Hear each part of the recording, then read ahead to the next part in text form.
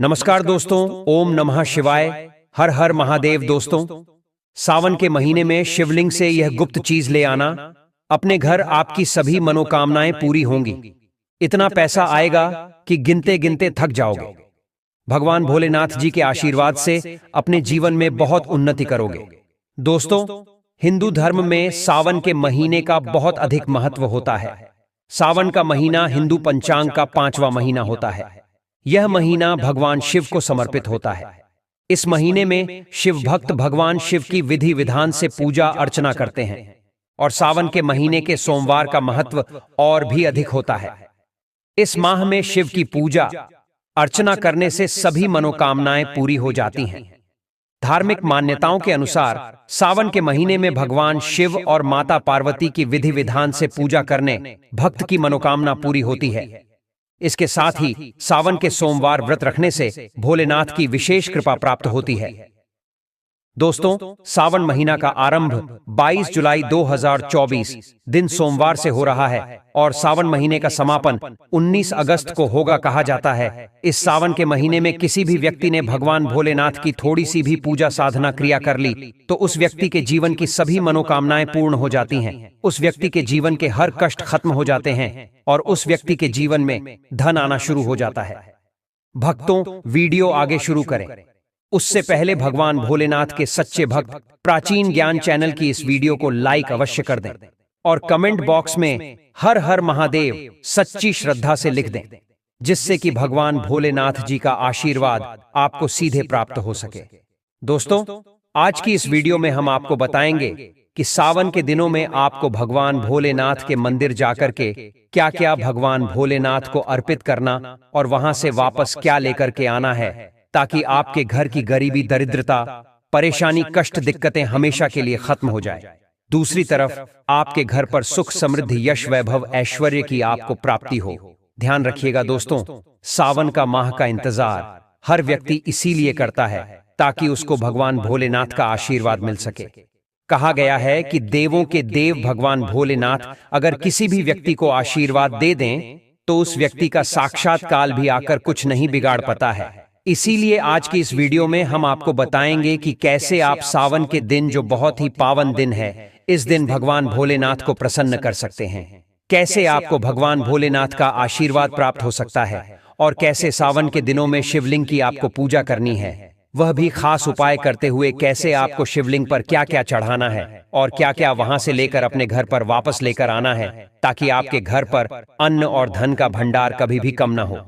देखिए दोस्तों, आपके जीवन में कितनी ही बड़ी परेशानी हो, कितनी ही बड़ी दिक्कत क्यों ना हो, मान लीजिए आपके जीवन में धन की समस्या है, मान लीजिए आप नौकरी की प्राप्ति के लिए बहुत ही ज्यादा परेशान हो चुके हैं, आपके शत्रुओं ने आपको घेर लिया है, संतान की प्राप्ति आपको हो नहीं पा रही है, तो एक बात का ध्यान रखिएगा दोस्तों, सावन का पावन दिन एक ऐसे दिन होते हैं जिस दिन कोई भी व्यक्ति अगर थोड़े से उपाय कर लेता है, भगवान भोलेनाथ की साक्षात पूजा कर लेता है, तो उस व्यक्ति की कितनी ही बड़ी मनोकामना हो, कितनी ही बड़ा कष्ट हो, वह खत्म हो जाता है और उसकी मनोकामना पूर्ण हो जाती है। दोस्तों, मान लीजिए आपके ऊपर कोई दोष लगा हुआ है, जैसे वास्तु दोष, शनि दोष, प्राकृतिक दोष या कोई भी दोष लगा हुआ है, तो आपको सावन सोमवार के दिन थोड़ी सी पूजा करनी है और आपका दोष खत्म हो जाएगा।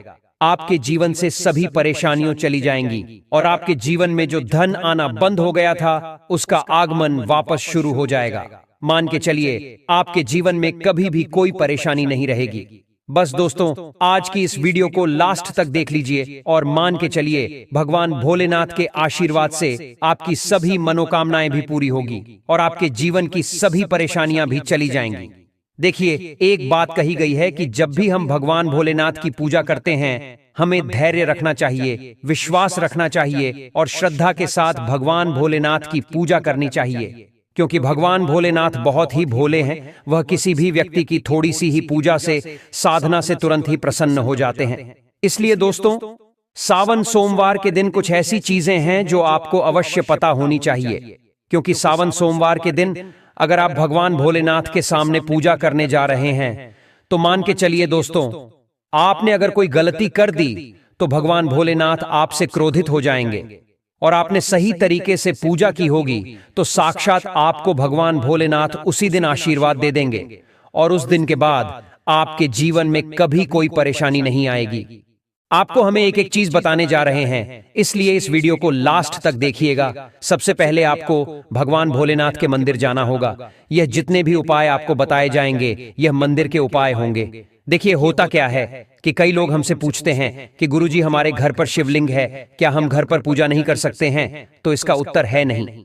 दोस्तों, आपको मंदिर जाना पड़ेगा, क्योंकि मंदिर का जो शिवलिंग होता है और जो घर का शिवलिंग होता है इसमें बहुत ज्यादा फर्क होता है। जो मंदिर का शिवलिंग होता है दोस्तों, इसकी जो एनर्जी होती है वो आपके घर के शिवलिंग से करोड़ों गुना ज्यादा होती है। इसमें ऐसी सकारात्मक ऊर्जा होती है जिसके सामने अगर आप थोड़ी सी पूजा करते हैं तो तुरंत ही उसका फल आपको मिलता है और आपके जीवन की हर परेशानी चली जाती है। तो आपको जितने भी आज उपाय बताए जा रहे हैं आपके जीवन की परेशानी को खत्म करने के लिए, आपकी मनोकामना पूर्ति के लिए, उस उपाय के लिए तो आपको मंदिर जाना पड़ेगा। और सावन सोमवार का पर्व पड़ रहा है, वह आज दिन सोमवार को पड़ रहा है। तो यह दिन ऐसा है, इस दिन अगर आप मंदिर जाकर के भगवान भोलेनाथ की पूजा आराधना कर रहे हैं तो मान के चलिए दोस्तों, आपके जीवन में कभी कष्ट आ ही नहीं सकता। पूरे साल आपके घर पर अन्न धन का भंडार बना रहेगा। तो आपको क्या क्या ले जाना है वह कहीं पर लिख लीजिए, क्योंकि दोस्तों अगर आपने एक भी गलती कर दी तो आपकी पूजा संपन्न मानी नहीं जाएगी। दोस्तों, सबसे पहली चीज जो भगवान भोलेनाथ के लिए आपको जल ले जाना है सावन सोमवार के दिन। कई लोग हमसे यह कहते हैं कि गुरुजी जल जो है वह तो शिवालय में भी मिल जाता है, शिव मंदिर में मिल जाता है। तो नहीं दोस्तों, वहां का जल आप तभी चढ़ाई यह जब कोई दिक्कत हो, वरना घर से ही जल ले जाना चाहिए। आखिर घर से जल क्यों ले जाया जाता है, इसकी भी बात सुन लीजिए। घर से इसीलिए आपको जल ले जाना है ताकि आपके घर का जो जल ले जा रहे हैं भगवान भोलेनाथ पर चढ़ाने के लिए, उसी जल के द्वारा आप भगवान से जुड़ जाएंगे। उस जल के द्वारा आप भगवान को अपनी सभी दिक्कतें बता देंगे और उस जल को जैसे ही भगवान भोलेनाथ पर आप चढ़ाएंगे, अपनी समस्याओं को बताते हुए वह समस्या आपकी खत्म हो जाएंगी। इसलिए घर से जल ले जाएगा। आप सबसे जरूरी चीज जो जल ले जा रहे हैं उसमें 2-4 बूंद गंगा जल जरूर डाल दीजिएगा, क्योंकि गंगा जल डाले बिना आपकी पूजा संपन्न नहीं मानी जाएगी। महाशिवरात्रि के दिन तो आपको जल ले जाना है, उसमें गंगा जल डाल करके दूसरा आपको 3 पत्ते वाला बेल पत्र ले जाना है। दोस्तों, बेल पत्र बहुत ही शुभ होता है। आपने अगर मान लीजिए एक तरफ 1000 कन्याओं को खाना खिलाया है, दूसरी तरफ भगवान भोलेनाथ को बेल पत्र चढ़ाया है, तो ये दोनों बराबर माने जाते हैं, इसलिए बेल पत्र जरूर ले जाएगा। तीसरा, आपको सफेद पुष्प ले जाना है। सफेद पुष्प भगवान भोलेनाथ को चढ़ाए जाते हैं, इसीलिए सफेद पुष्प पर भगवान भोलेनाथ के लिए आपको ले जाना है सावन सोमवार के दिन, ताकि भगवान भोलेनाथ का आशीर्वाद आपको मिल जाए, जिसके बाद आपके जीवन के हर परेशानी खत्म हो जाए। दोस्तों, सफेद चंदन ले जाना अनिवार्य होता है सावन सोमवार के दिन। और ध्यान रखिएगा दोस्तों कि भगवान भोलेनाथ को अगर आप दूध अर्पित करने जा रहे हैं तो एकदम कच्चा दूध होना चाहिए, पका हुआ दूध नहीं होना चाहिए, कच्चा दूध होना चाहिए। अब आपको और क्या क्या ले जाना है देखिए। अगर आप चाहते हैं कि आपकी हर मनोकामना पूरी हो तो एक डिब्बा लीजिए, उसमें काली मिर्च भरकर ले जाइए। देखिए, बहुत ध्यान से सुनिए, जितनी आपको बातें बता रहे हैं, एक डिब्बे में काली मिर्च भर के एक लाल कपड़ा लीजिए, उसमें लौंग कपूर इसको मौली धागे से बांध करके आपको अपनी जेब में रख करके ले जाना है। सिर्फ इतनी चीज आपको ले जानी है आज के दिन को। अब आपको पूजा कैसे करनी है चलिए आपको बताते हैं। बहुत ध्यान से लास्ट तक देखिएगा और जितनी भी चीज आपको बताई जा रही है इन चीजों को आपको ले जाना है और शिवालय से वापस लेकर आना है अपने घर पर, ताकि आपको धन की प्राप्ति हो सके, आपकी कोई भी मनोकामना हो वह पूर्ण हो जाए। भक्तों, आप पहले जाएंगे मंदिर, सबसे पहले आपको इस बात का ध्यान रखना है, मंदिर जाने से पहले ही काले या नीले कपड़े का धारण करके मंदिर न जाएं, वरना भगवान भोलेनाथ का आपको क्रोधित रूप देखना पड़ सकता है। सबसे पहले आपको यह करना है कि पतली धार बनाते हुए जल भगवान भोलेनाथ को अर्पित कर देना। बहुत ध्यान से सुनिएगा भक्तों, पतली धार बनाते हुए भगवान भोलेनाथ को जल आपको अर्पित कर देना है। अब आपको यह करना है दोस्तों कि भगवान भोलेनाथ को चंदन लगाना है। चंदन लगाने के बाद भगवान भोलेनाथ पर 3 पत्ते वाला बेलपत्र रखना है। 3 पत्ते वाला बेलपत्र रखने के बाद आपको भगवान भोलेनाथ पर सफेद पुष्प अर्पित कर देना है। सिर्फ इतना आपको करना है। दूध अगर आप चढ़ाना चाहते हैं तो दूध भी आप चढ़ा सकते हैं। इतना बस आपको करना है। इतना करने के बाद आपको वहां पर खड़े होकर 108 बार बहुत ध्यान से सुनिएगा। 108 बार आपको ओम नमः शिवाय का जाप करना है। या तो आप 108 बार कर लीजिए या 1008 बार कर लीजिए। ये 3 ऐसी चीज है जो आपको करनी है। इतना करना है।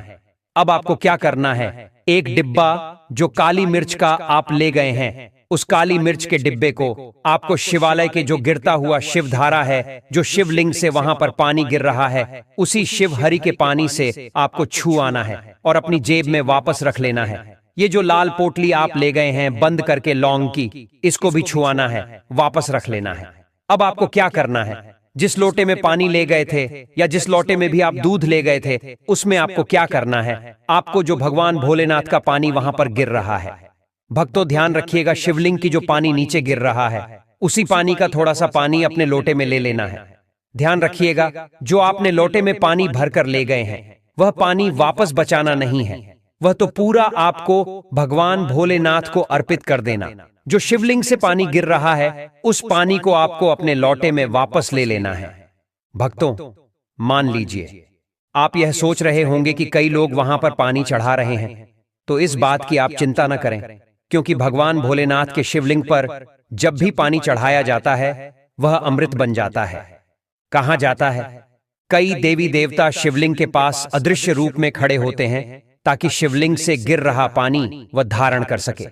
इतना पवित्र होता है शिवलिंग से गिरता हुआ पानी। तो शिवलिंग से गिरता हुआ पानी को आपको अपने लोटे में ले लेना, सिर्फ थोड़ी सी बूंदे ले लेनी है।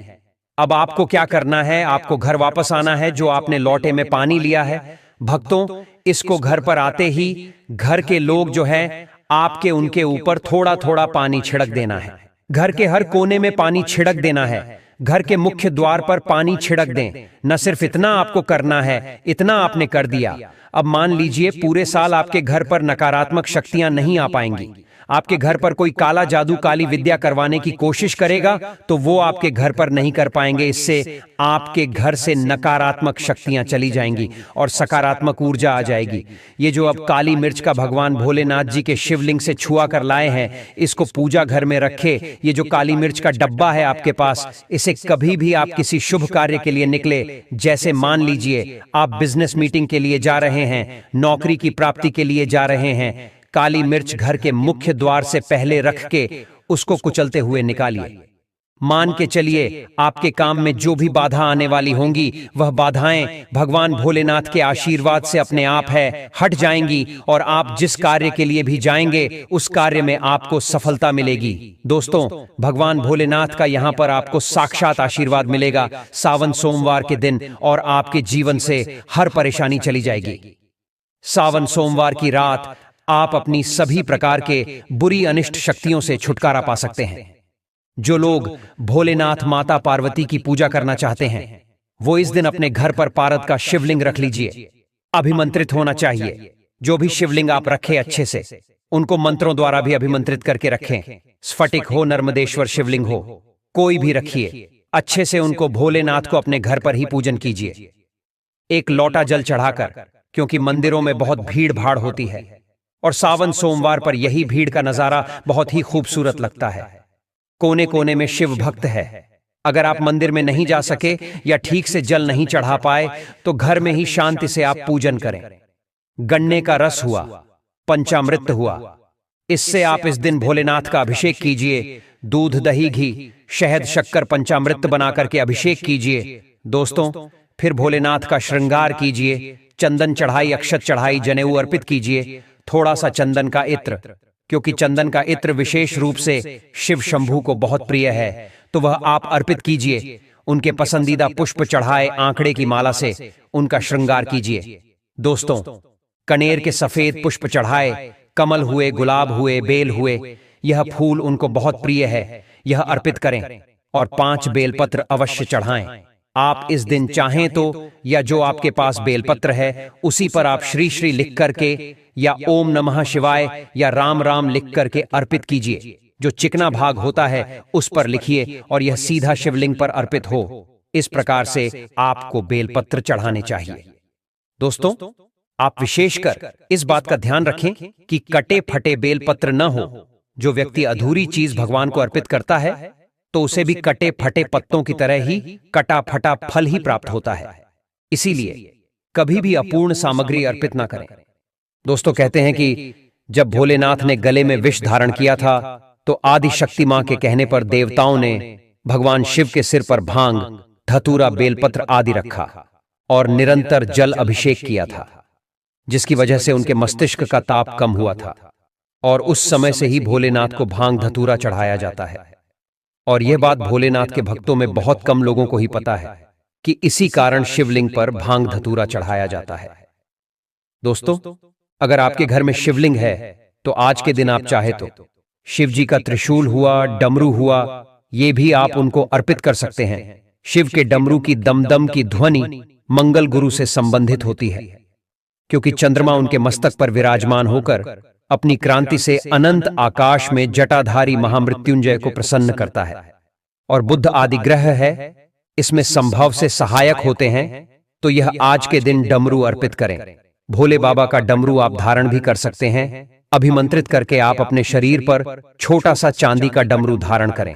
भक्तों, अगर आपको यह प्राचीन ज्ञान चैनल के माध्यम से प्राचीन जानकारी अच्छी लगी हो तो वीडियो को लाइक कर दीजिए और कमेंट बॉक्स में सबसे दिल से हर हर महादेव लिख दीजिए। धन्यवाद।